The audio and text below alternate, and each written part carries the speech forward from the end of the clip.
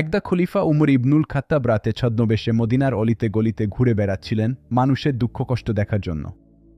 হঠাৎ তিনি একটি ছোট ছেলে ও তার মায়ের করুণ চিত্র দেখতে পেলেন।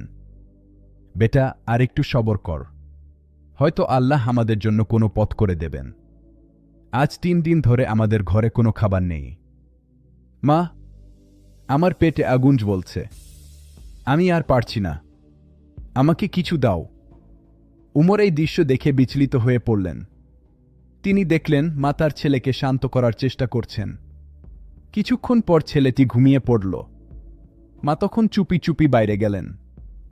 মা একটি খেজুর বাগানে ঢুকলেন এবং কয়েকটি খেজুর চুরি করে নিয়ে এলেন। তিনি জানতেন এটি হারাম, কিন্তু তার সন্তানের জীবন বাঁচানোর জন্য তার আর কোনো উপায় ছিল না।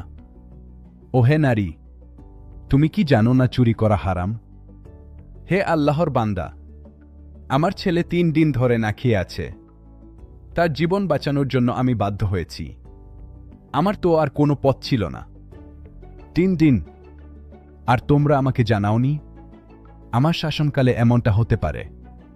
হে আল্লাহ, আমি এর জন্য দায়ী। উমর তাৎক্ষণিকভাবে ওই মহিলাকে ক্ষমা করে দিলেন এবং নিজের পিঠে আটার বস্তা ও অন্যান্য খাবার নিয়ে ওই মহিলার বাড়িতে পৌঁছে দিলেন। তিনি নিজের হাতে রুটি তৈরি করে ওই পরিবারকে খাওয়ালেন।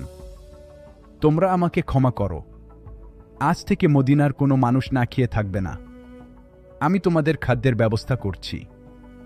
এভাবেই ইসলামের দ্বিতীয় খলিফা হযরত উমর তার সুবিচার, মানবতা এবং প্রজাদের প্রতি তার গভীর ভালোবাসা প্রমাণ করেছিলেন।